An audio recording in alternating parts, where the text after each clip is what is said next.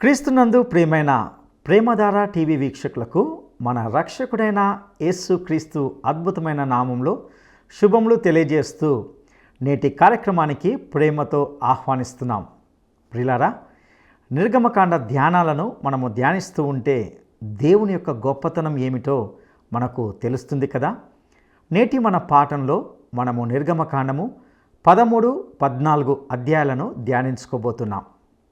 దేవుని ప్రజల శత్రువు ఫరో వారిని వదిలిపెట్టడానికి ఒక పట్టాన ఒప్పుకోలేదు.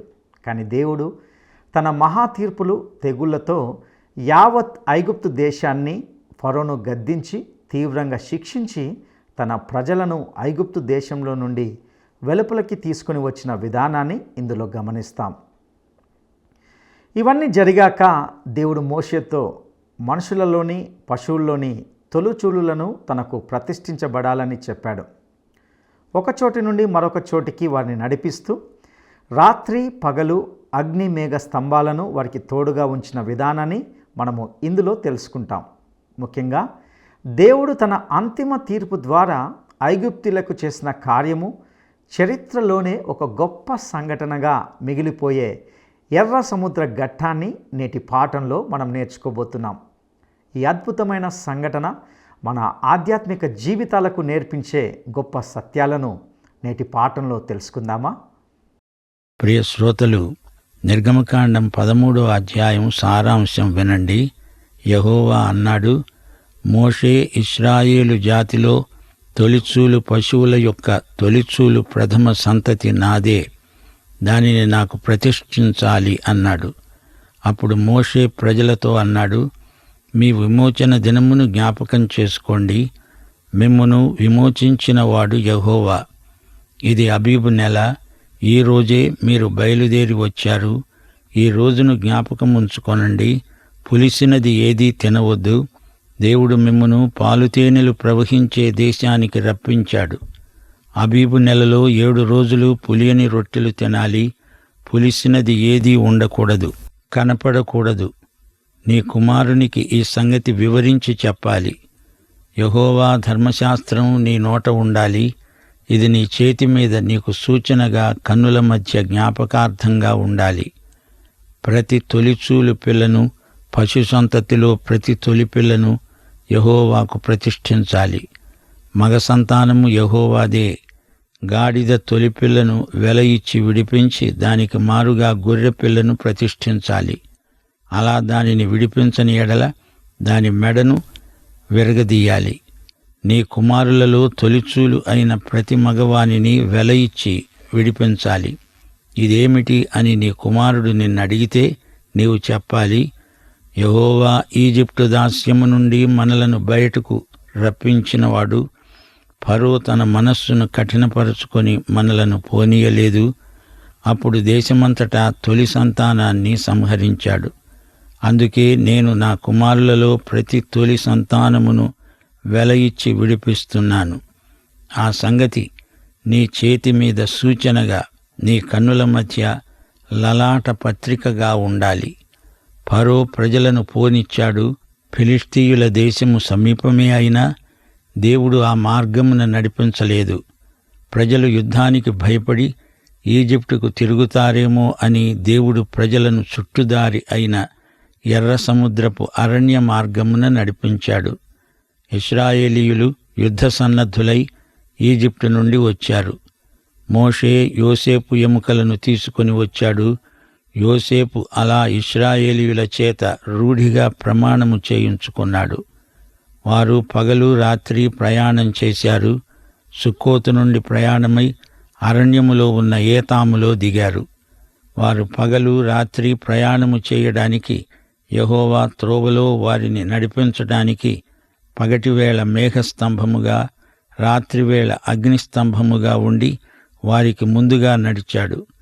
పగటివేళ మేఘస్తంభము, రాత్రివేళ అగ్నిస్తంభము ప్రజల వద్ద నుండి తొలగిపోలేదు. గమనించాలి, ఇశ్రాయేలీయులు చేసిన ప్రయాణం, దేవుడు వారిని నడిపించిన వైనం ఇక్కడ మనం గుర్తించగలం. మొదట దేవుడు ఇశ్రాయేలు జాతిని అంతా యాజకులనుగా చెయ్యాలని సంకల్పించాడు. అయితే వారి పాపమును బట్టి, అవిధేయతను బట్టి లేవీయులను మాత్రమే యాజక పరిచర్యకు ప్రత్యేకించాడు. నిర్గమకాండం 19వ అధ్యాయం 6వ వచనం దేవుడన్నాడు, సమస్త భూమి నాదే కదా, మీరు నాకు యాజక రూపకమైన రాజ్యముగా, పరిశుద్ధమైన జనముగా ఉంటారు. సంఖ్యాకాండం 8వ అధ్యాయం 16వ వచనం, తొలిచూలు అయిన ప్రతివానికి అనగా ఇశ్రాయేలీయులలో ప్రథమ సంతానమంతటికీ ప్రతిగా లేవీయులను నేను తీసుకొని ఉన్నాను. లేవీయులు నావారు. దేవుడు వారి ప్రయాణానికి సురక్షితమైన మార్గాన్ని ఏర్పరిచాడు. 17వ వచనం, ఫరో ప్రజలను పోనీయగా దేవుడు ఈ ప్రజలు యుద్ధమును చూచేటప్పుడు వారు పశ్చాత్తాపపడి ఈజిప్టుకు తిరుగుతారేమో అని ఫిలిష్తీయుల దేశము సమీపమైన ఆ మార్గమున వారిని నడిపించలేదు. సోదరుడా, సోదరి, గమనించండి. ఈజిప్టులో నుండి ఇశ్రాయేలీయులు బయలుదేరిన స్థలం రామసేసు. వారు సీనాయి కొండ వరకు ప్రయాణం చెయ్యాలి. 150 మైళ్ళు దూరం, అనగా 250 కిలోమీటర్లు. ఈ మార్గమధ్యంలో వారెన్నో సంఘటనలను ఎదుర్కోవలసి వచ్చింది. 13వ అధ్యాయం 21, 22 వచనాలు. వారు సుక్కోతు నుండి ప్రయాణమైపోయి ఏతాములో దిగారు. త్రోవలో వారిని మేఘస్తంభము, అగ్నిస్తంభము నడిపించాయి. ఎడతెగని షకీనా మహిమ వారికి కనిపించడం ఇదే మొదటిసారి. దేవుని సన్నిధి మహిమ మేఘమై వారికి ప్రత్యక్షమైంది. దేవుని మహిమను పాత కొత్త నిబంధనలో అనేకసార్లు ప్రజలు చూడగలిగారు. నిర్గమకాండం 10వ అధ్యాయం 19, 20 వచనాలు, యెహోవా గాలిని తిప్పి మహాబలమైన పడమటి గాలిని వీచేటట్లు చేశాడు. ఇక్కడ గాలి రూపంలో షకీనా మహిమ కనిపించింది. లేవియకాండం 16వ అధ్యాయం 2వ వచనం, దేవుడన్నాడు, నేను కరుణాపీఠము మీద మేఘములో కనపడతాను. కనుక అహరోను మందసము మీది కరుణాపీఠము ఎదుటనున్న అడ్డతెర లోపలికి రాకూడదు. వస్తే అతడు చస్తాడు. 2 దినవృత్తాంతములు 5వ అధ్యాయం 11 నుండి 13వ వచనం వరకు. యాజకులు తమను తాము ప్రతిష్ఠించుకున్నారు. అందరూ సన్నపు నార వస్త్రాలు ధరించుకొని యెహోవాకు కృతజ్ఞతాస్తుతులు సమర్పించారు. అప్పుడు షకీనా మేఘము యెహోవా మందిరము నిండా నిండిపోయింది. యెహోవా తేజస్సుతో యెహోవా మందిరము నిండుకొనగా సేవ చెయ్యడానికి యాజకులు ఆ మేఘమున్న చోట నిలువలేకపోయారు. యెహెజ్కేలు 10వ అధ్యాయంలో షకీనా మహిమ అనగా ఆయన తేజో మహిమ రాను రాను తగ్గిపోతూ వచ్చింది. యేసుక్రీస్తు పుట్టినప్పుడు లూకాసు వార్త 2వ అధ్యాయం 9 నుండి 11వ వచనం వరకు ప్రభువు మహిమ కాపరుల చుట్టూ ప్రకాశించింది. వారు మిక్కిలి భయపడ్డారు. దూతలు క్రిస్మస్ వర్తమానము తెచ్చారు. మత్తయి సువార్త 17వ అధ్యాయం 5వ వచనంలో రూపాంతరపు కొండ మీద ప్రకాశమానమైన షకీనా మేఘము వారిని కమ్మింది. అప్పుడు ఆ మహిమ మేఘములో నుండి ఒక స్వరము వినిపించింది, ఇదిగో ఈయన నా ప్రియ కుమారుడు, ఈయన యందు నేను ఆనందిస్తున్నాను, ఈయన మాట వినండి. అపుస్తల కార్యములు 1వ అధ్యాయం 9వ వచనంలో యేసు ఆరోహణమైనప్పుడు వారి కన్నులకు కనపడకుండా ఒక మేఘము ఆయనను కొనిపోయింది. ఇదే షకీనా మహిమ మేఘం. 1 తెస్సలోని పత్రిక 4వ అధ్యాయం 17వ వచనం. ఆ మీదట సజీవులమై నిలిచి ఉండే మనము వారితో కూడా ఏకముగా ప్రభువును ఎదుర్కొనడానికి ఆకాశమండలమునకు మేఘముల మీద కొనిపోబడతాము. కాగా మనము సదాకాలము ఆయనతో కూడా ఉంటాము. మనలను తీసుకుపోయేది షకీనా మహిమ మేఘము అని మా శ్రోతలు గుర్తించాలి. యేసు 2వ రాకడలో మత్తయి సువార్త 24వ అధ్యాయం 30వ వచనం ప్రకారం మనుష్య కుమారుని సూచన ఆకాశమందు కనపడుతుంది. అప్పుడు మనుష్య కుమారుడు ప్రభావముతో మహామహిమతో ఆకాశ మేఘారూఢుడై రావటం చూచి భూమి మీద ఉన్న సకల గోత్రముల వారు రొమ్ము కొట్టుకుంటారు. మార్కు సువార్త 8వ అధ్యాయం 38వ వచనం, మనుష్య కుమారుడు తన తండ్రి మహిమగలవాడై పరిశుద్ధ దూతలతో కూడా వస్తాడు. అదే షకీనా మహిమ. ఇక 1000 ఏండ్ల పరిపాలనలో మహిమే మహిమ.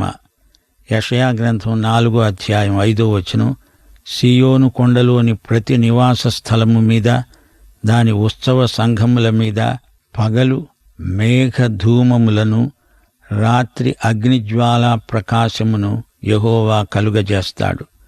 మహిమ అంతటి మీద వితానము ఉంటుంది.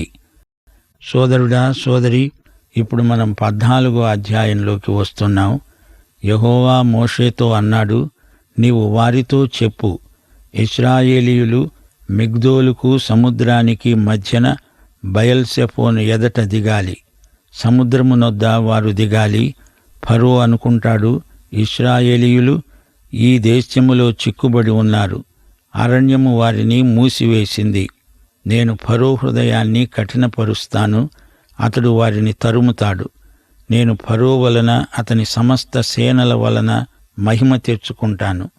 నేను యెహోవానని ఈజిప్టు వారందరూ తెలుసుకుంటారు. ప్రజలు పారిపోయినట్లు ఈజిప్టు రాజుకు తెలుపబడింది. ఫరో హృదయము, అతని సేవకుల హృదయము ప్రజలకు విరోధముగా త్రిప్పబడింది. వారు చెప్పుకున్నారు, మనం ఎందుకు ఇలా చేశాము? మన సేవలో ఉండకుండా ఇశ్రాయేలీయులను ఎందుకు పోనిచ్చాము? అప్పుడు ఫరో తన రథమును సిద్ధపరచుకొని తన జనమును తనతో కూడా తీసుకొని పోయాడు. అతడు శ్రేష్టమైన 600 రథాలను, ఈజిప్టు రథాలన్నిటినీ, వాటిలో ప్రతిదాని మీద అధిపతులను తీసుకొని పోయాడు.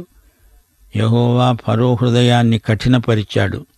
ఇశ్రాయేలీయులు భయము చేత బయలు వెళ్తున్నారు. ఈజిప్టు వారు ఇశ్రాయేలీయులను తరుముతున్నారు. సముద్రము దగ్గర వారు దిగి ఉండగా వారిని కలుసుకున్నారు. ఫరో సమీపిస్తూ ఉండగా ఇశ్రాయేలీయులు కన్నులెత్తి ఈజిప్టు వారు తమ వెనుక రావటం చూచి మిక్కిలి భయపడి యెహోవాకు మొర్రపెట్టారు. వారు మోషేతో అన్నారు, ఈజిప్టులో సమాధులు లేవని ఈ అరణ్యములో చావటానికి మమ్మను రప్పించావు. మమ్ములను ఈజిప్టులో నుండి బయటికి రప్పించడం ఎందుకు? ఇలా చెయ్యడం ఎందుకు? మా జోలికి రావద్దు, ఈజిప్టు వారికి దాసులుగానే ఉంటాము అని నీతో మునుపు ఇదే మాట అన్నాము గదా. ఈ అరణ్యంలో చావటం కంటే ఈజిప్టు వారికి దాసులమవటమే మేలు. అందుకు మోషే అన్నాడు, భయపడకండి. యెహోవా మీకు కలుగజేసే రక్షణను మీరు ఊరక నిలుచుండి చూడండి. మీరు నేడు చూచిన ఈజిప్టు వారిని ఇక మీదట మరి ఎన్నడూ చూడరు. యెహోవా మీ పక్షమున యుద్ధం చేస్తాడు, మీరు ఊరుకొనండి. సోదరుడా, సోదరి, ఫరోను కలవరపరచడానికే దేవుడు ఈ విధముగా ఇశ్రాయేలును సముద్రము దిశగా నడిపించాడు. ఫరో ఇశ్రాయేలును తరమటానికి బయలుదేరాడు. ఫరో రథములు బలమైనవి, రథాలను లాగే గుర్రాలు ఎంతో వేగంగా పరిగెత్తుతాయి. ప్రతి రథములో యోధులు ఆయుధాలు ధరించి ఉన్నారు. విల్లు, బాణాలు, ఖడ్గాలు, బల్లెములు ధరించిన యోధులు ఇశ్రాయేలీయులను తరమటానికి ఉపక్రమించారు. దారి మంచిది కాదు. బురదలో రథచక్రాలు దిగబడిపోతాయి. ఫరో సైన్యం తమ వెంట వస్తున్నట్లు ఇశ్రాయేలీయులు వెనక్కు తిరిగి చూచారు. వారికి ఎంతో భయమేసింది. తమ ముందు సముద్రమున్నది, తమ వెనుక ఫరో సైన్యమున్నది. అటూ ఇటూ ప్రమాదాలే. రెండిటి మధ్య చిక్కుబడిపోయారు. లొంగిపోవటమా, యుద్ధం చేయడమా, లేక దేవుని యందు విశ్వాసముంచటమా? ఇశ్రాయేలీయులు యెహోవాకు మొర్రపెట్టారు. మోషే భయపడవద్దని వారికి ధైర్యం చెప్పాడు. విశ్వాససహితమైన ప్రార్థన మనకు ధైర్యం గొలుపుతుంది. విశ్వాసము లేని మతాచారాలు మృతతుల్యమైనవి. మోషే అన్నాడు, భయపడకండి, నేడు దేవుడు మీకు రక్షణ కలుగచేస్తాడు. ఊరికే నిలువబడి నిశ్చింతగా చూస్తూ ఉండండి. దేవుని శక్తిని మీరు చూడగలుగుతారు. 15వ వచనం, యెహోవా మోషేతో అన్నాడు, నీవెందుకు నాతో మొర్రపెడుతున్నావు? ఇశ్రాయేలీయులను సాగిపొమ్మని చెప్పు. నీ కర్రని ఎత్తి ఆ సముద్రం వైపు నీ చెయ్యి చాపి దానిని పాయలుగా చెయ్యి. అప్పుడు ఇశ్రాయేలీయులు సముద్రము మధ్యను ఆరిన నేల మీద నడిచిపోతారు. నేను ఈజిప్టు వారి హృదయాలను కఠినపరుస్తాను. వారు వీరిని తరుముతారు.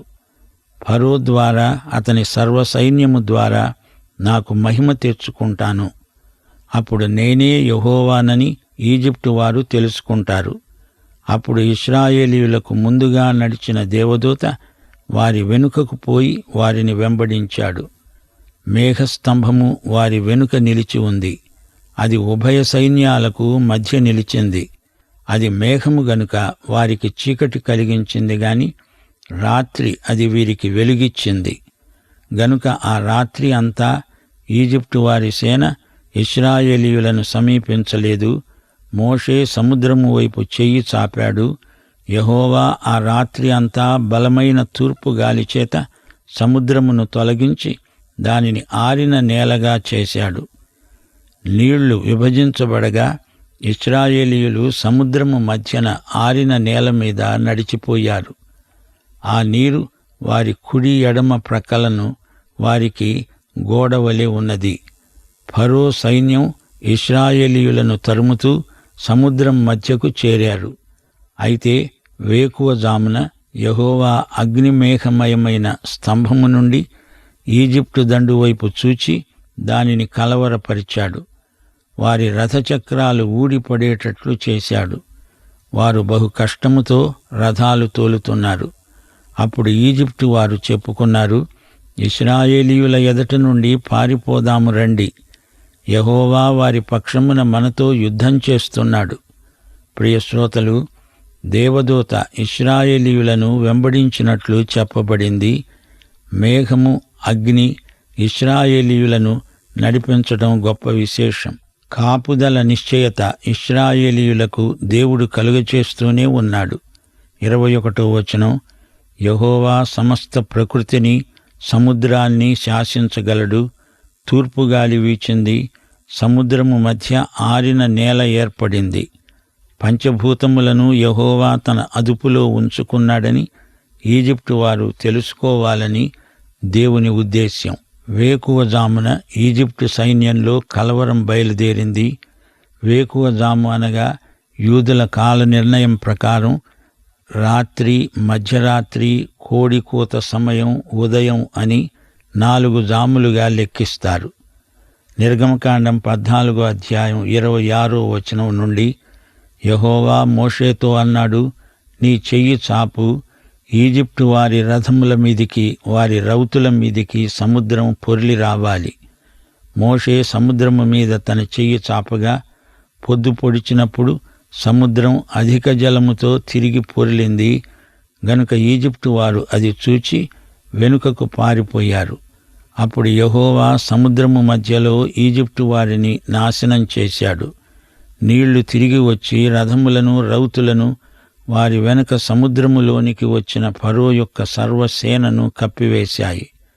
వారిలో ఒక్కడైనా మిగిలి ఉండలేదు. అయితే ఇశ్రాయేలీయులు ఆరిన నేలను సముద్రము మధ్యన ఉన్నప్పుడు ఆ నీళ్లు వారి కుడి ఎడమ ప్రక్కలను గోడగా ఉన్నాయి. ఆ దినమున యెహోవా ఈజిప్టు వారి చేతిలో నుండి ఇశ్రాయేలీయులను రక్షించాడు. ఇశ్రాయేలీయులు చచ్చిన ఈజిప్టు వారిని సముద్ర తీరాన చూచారు. ఈ గొప్ప కార్యమును ఇశ్రాయేలీయులు చూచారు గనుక ఆ ప్రజలు యెహోవాకు భయపడి యెహోవా యందు, ఆయన సేవకుడైన మోషే యందు నమ్మకముంచారు. శ్రోతలు వింటున్నారా? దేవుని శక్తి ప్రజలలో భయం పుట్టించింది.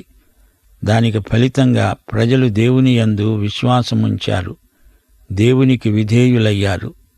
ఇశ్రాయేలీయులు ఇదే పాఠాన్ని పదే పదే నేర్చుకోవలసి వచ్చింది. ప్రియశ్రోతలు, ఈ అధ్యాయంలో 13 నుండి 31వ వచనం వరకు ఇశ్రాయేలీయులు ఎర్ర సముద్రాన్ని ఎలా దాటారో చెప్పబడింది.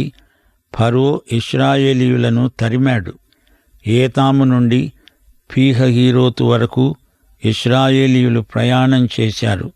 వారిని తిరిగి బంధించి తేవాలని ఫరో వారి వెంట పడ్డాడు. ఎర్ర సముద్రం దగ్గర వారిని ముట్టడించి తిరిగి తేవాలని ఫరో ఉద్దేశించాడు. ప్రజలు మొదట భయపడ్డారు, నిరుత్సాహాన్ని వెలిబుచ్చారు, ప్రార్థించారు. మోషే ఒక ప్రవక్తగా వారికి ధైర్యం చెప్పాడు. దేవుని వైపు చూడండి, నిరుత్సాహపడకండి అని వారిని హెచ్చరించాడు. సోదరుడా, సోదరి, ఇశ్రాయేలు ప్రజలకు విమోచన ఒక్కసారి రాలేదు, అది ఒక ప్రక్రియగా కొనసాగింది. ఇశ్రాయేలీయులు సీనాయి దిశగా పయనించారు. మొదట వారు ఎర్ర సముద్రం దాటారు, దేవుడే దాటించాడు. నిర్గమకాండం గ్రంథంలో మనము నేర్చుకోదగిన ప్రధాన అంశం ఇదే.